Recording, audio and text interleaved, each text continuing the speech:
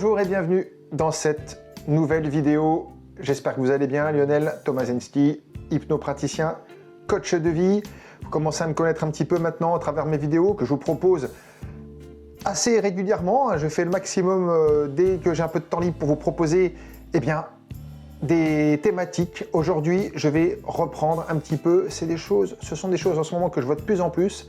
Et j'aimerais répondre à une question aujourd'hui, vous donner des solutions à cette question. Pourquoi les gens aujourd'hui, dans leur vie amoureuse, à un certain âge, préfèrent rester seuls ou préfèrent ne plus prendre de risques et quelles sont finalement les solutions à apporter. Alors, bien sûr, on est tous un petit peu pareils. Dans nos vies, souvent, on part de quelque chose quand on est jeune. On rencontre quelqu'un, on est dans la construction, une famille, les métiers, des enfants, on construit tout ça un petit peu et avec le temps, parfois, les choses ne se passent pas tout à fait comme on avait prévu. Il peut y avoir des séparations, des divorces, 10 ans, 20 ans, moins, plus. Et alors, on se retrouve face à soi-même, à vivre de nouvelles expériences et parfois, ces expériences ne se passent pas forcément bien. Alors, comme on dit, l'inconscient, notre partie inconsciente enregistre. On peut vraiment se retrouver dans des situations difficiles à gérer, des relations finalement qui ne se passent pas très bien, des relations chaotiques, des hauts, des bas, des personnes qui ne conviennent pas forcément. Et là, qu'est-ce qui se passe? À un moment précis, on ne veut plus recommencer. Retenez bien quelque chose quand même, c'est que notre partie inconsciente, elle a une fonction principale, elle est là pour nous protéger. Donc dès le moment où vous avez connu une relation chaotique, difficile, qui s'est mal terminée, alors l'inconscient vous dit, écoute maintenant, arrête, il vaut mieux que tu restes seul, puisque de toute façon, ça ne fonctionne pas. Donc, reste tranquille, reste seul, et puis laisse tomber. Au moins, tout seul, tu seras tranquille. Voilà ce que se disent beaucoup de personnes, mais c'est vraiment dommage, parce que l'inconscient nous protège. Mais retenez aussi une chose, c'est que l'inconscient peut se reprogrammer. Alors, pourquoi les personnes, justement, restent dans ces situations? Parce que, première chose, il y a ces blessures. Dites-vous bien que on peut être toutes et tous un jour blessés, que ce soit la blessure de l'abandon, d'avoir ce sentiment d'être abandonné, le sentiment de rejet, blessure de rejet, la blessure de non-respect, on n'a pas été respecté par quelqu'un, des blessures, il y en a pas mal. Imaginez que c'est un peu comme une cicatrice ouverte à l'intérieur, quelque chose qui saigne, et évidemment qu'on peut aider, en tout cas on peut, par le biais de séances d'hypnose, vous aider à refermer ces cicatrices, définitivement, pas juste en surface.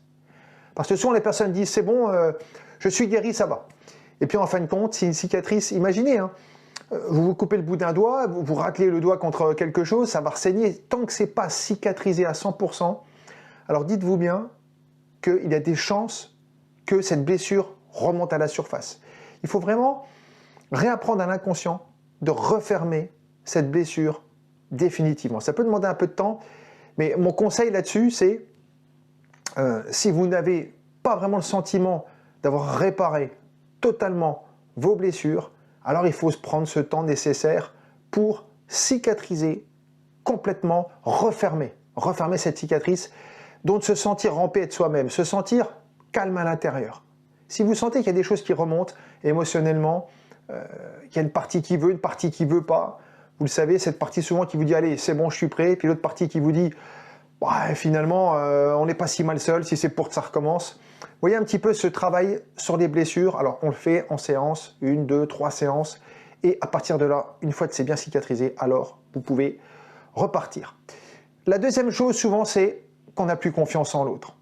On n'a plus confiance et souvent, la première chose à travailler dans ce cas-là, c'est de retrouver déjà confiance avec soi-même. D'avoir confiance en soi-même. Parce que si vous n'avez pas confiance en soi-même, dites-vous bien que vous ne pourrez pas transférer de confiance en l'autre. C'est quelque chose qui n'est pas facile de refaire confiance à quelqu'un. Alors, bien sûr, on laisse passer le temps. Au début, quand on est dans une nouvelle relation, on voit comment les choses se passent. Il faut vraiment qu'il y ait des actes en fonction des paroles. En fonction de ça, il faut laisser passer du temps, laisser la confiance se reconstruire, se réinstaller. Ne lâchez pas dès le début, ne dites pas tout de suite, bon allez, cette personne, impossible à faire confiance, elle me fait penser à l'autre d'avant. Voilà, vous savez, souvent l'inconscient va revenir, vous rappeler des choses, et là, il s'agira de ne pas écouter son mental, de se dire que vraiment c'est important de se laisser du temps, d'apprendre à connaître la personne, de évidemment de l'accepter en tant que telle, la personne elle-même, de prendre le temps de la connaître et à partir de là, vous verrez, ça fonctionne si on est dans la confiance. La troisième chose, c'est comme je vous disais au début, ne pas prendre de risques. Évidemment, une partie de nous nous dit, écoute, ne reprends pas de risques parce que ça risque de cafouiller encore une fois, de péricliter, et là, c'est même pas la peine. On va encore être blessé, la blessure va se réouvrir. Alors, dites-vous bien aussi qu'il n'y a pas de risque zéro. Il est impossible de repartir dans une relation sans risque.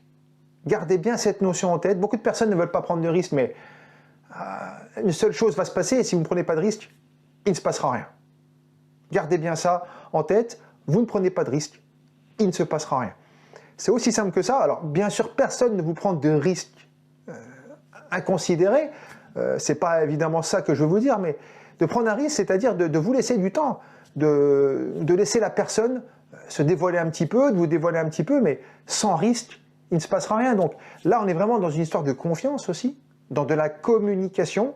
Prenez le temps. Alors bien sûr, si dans des premiers rendez-vous, vous sentez que ça passe pas du tout, qu'il n'y a aucune communication, que vous vous regardez et qu'il n'y a aucun mot à dire, bon là, effectivement, il y a peut-être un signe qui va vous dire que vous peut-être passer à autre chose, mais ça, vous le sentez en général.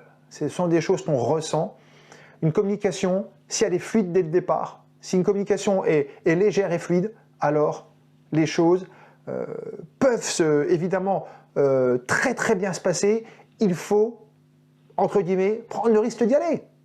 Prenez le risque d'y aller. Si vous sentez qu'au départ tout va bien, j'ai envie de vous dire, ce risque, il est amoindri. Il n'existe pas, finalement. Il n'y a pas de risque. Vous savez, dites-vous bien que les mots que vous employez aussi, vont finalement vous diriger vers un comportement. Si vous vous dites qu'il y a des risques énormes, vous ne serez pas en confiance, vous ne serez pas libéré, et puis vous n'allez pas transférer à l'autre personne de la confiance. Et effectivement, ce risque va se présenter, et ça va péricliter encore une fois. La relation ne pourra pas du tout se faire. Donc non, mon conseil aujourd'hui, c'est de se dire de rester seul, pas prendre de risques, c'est vraiment dommage. Alors parfois, on tombe, on se relève, mais justement, encore une fois, on apprend des choses. Je dis souvent ça, quand on tombe, on se relève. Relevez-vous, ne restez pas au sol. Ne restez pas boxé au sol avec cet uppercut que vous avez pris, peu importe. Relevez-vous. Première chose, souvenez-vous, travaillez vos blessures. Très important, apprenez à les travailler. Moi, je peux vous aider vraiment à cicatriser vos blessures. Ensuite, on travaille la confiance, on renforce cette confiance. Aujourd'hui, faites un petit peu ce travail sur vous, dites-vous un petit peu, posez-vous la question, où est-ce que vous en êtes au niveau confiance? Entre 1 et 10, est-ce que 1 étant très faible, 10 très élevé, où vous situez-vous un petit peu? Si vraiment vous vous donnez en dessous de 5, en général, il faut renforcer, il faut travailler complètement cette confiance.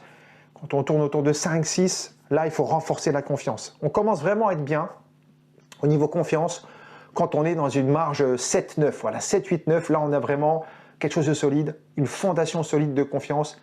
Alors à ce moment, vous pouvez y aller en minimisant les risques. Oubliez cette notion de risque, allez-y, vous sentirez tout de suite vraiment si la personne, vous vous sentez plutôt bien avec elle au début ou pas. Et puis allez-y, qu'est-ce que vous risquez, j'ai envie de vous dire, qu'est-ce qui va se passer au pire du pire? Bon, si vous sentez que quelque chose se passe bien, allez-y, il n'y a pas de risque zéro. Voilà ce que je voulais vous dire aujourd'hui sur les relations amoureuses. Cette question que beaucoup se posent. Donnez-vous, permettez-vous, autorisez-vous de travailler sur vous.